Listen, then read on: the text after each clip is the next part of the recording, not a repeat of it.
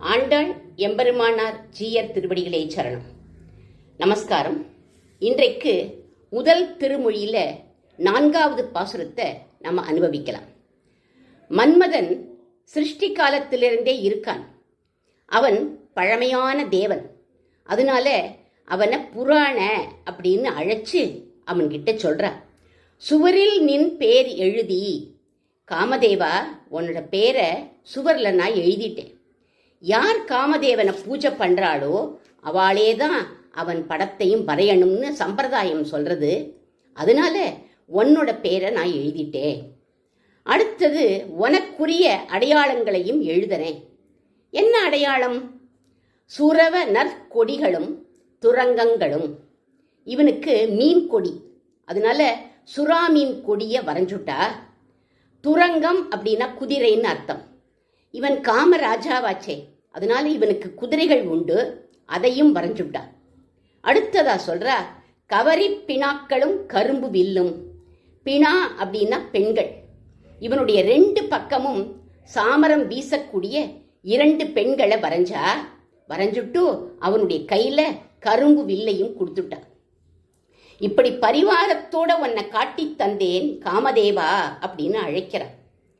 இவனும் ஒரு தெய்வம், அதனால காமதேவான்னு அழைச்சு அவன் கிட்ட சொல்றான், இப்படி முறைப்படி நான் உன்னை எழுதிட்டேங்கிறதுனால உனக்கும் எனக்கும் சம்பந்தம்னு நினைச்சுடாத.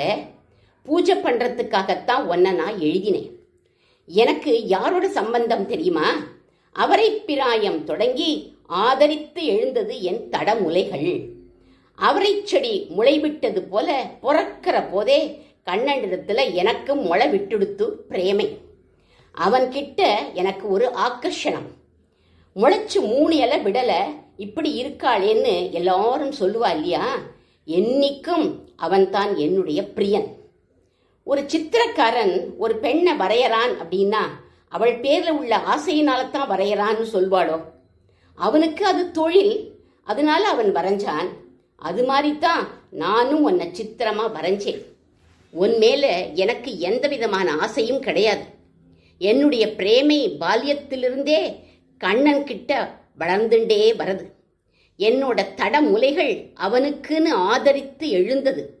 என்னோட அச்சேதனமான இந்த அங்கங்கள் அவனுக்கே உரியது. அதனால நீ என்ன பண்ணணும் தெரியுமா? துவரைப்பிரானிக்கே நீ என்ன சங்கல்பிக்கணும். துவரைப்பிரான்னா யாரு? துவாரகாதீசன். அவனுக்கு 11,108 தேவிகளாச்சே, அவன்கிட்ட ஏன் ஆசைப்படுறா? ஏகபத்தினி விரதனா இருக்கிற அவனை பார்த்து ஆசைப்பட்டு ஏகபோகமா அவனை அனுபவிச்சுட்டு இருக்கப்படாதோ அப்படின்னு கேட்டார்கள். அதுல இவளுக்கு சுவாரஸ்யம் இல்லையாம். துவாரகாதீசனுக்கு பல தேவிமார்கள் இருந்த போதிலும் இவனோட அருமை வேற யாருக்கும் வராது அப்படிங்கிறான். அதனால துவரைப்பிரான் தான் எனக்கு வேணும் அப்படிங்கிறான். அவனுக்கு 11,108 தேவிகள். ஒரு நாளைக்கு ஒரு தீனி இருந்தா கூட அவனுடைய பட்சஸ்தலம் துர்லபமாச்சே அப்படின்னு கேட்டார்கள். பட்சஸ்தல நாயகி கிட்ட யாரும் கிட்டக்கையே போக மாட்டார். மகாலட்சுமி தாயார் அங்க இருக்க, அவகிட்ட யாரும் போக மாட்டார். அவள் ஒருத்தி தான். தப்பித்தவறி அவள் கிட்ட போனா யாரு? சூர்பனகை. ஆசைப்பட்டு போனா என்னாச்சு? காது மூக்கு அறுபட்டு வந்துட்டா திரும்பி. இப்படிப்பட்டவருக்கு வாழ்க்கைப்பட்டு நாம சுகமா இருக்கோம்னு நினைச்சுண்டு இருக்கிறத விட பல தேவிகள் உடைய இவனுக்கு மாலையிட்டு எப்போ சீட்டு விழும், எப்போ ஓட்டு விழும், எப்போ கூப்பிடுவார்னு ஏங்கிண்டு இருப்பதுதான் ரொம்ப ரொம்ப வசத்தி அப்படின்னு விட்டா. அவன்தான் என்னுடைய நாதன், அவனோட எண்ணத்திலேயே நான் சுகமாக இருப்பேன் அப்படிங்கிறா ஆண்டாள்.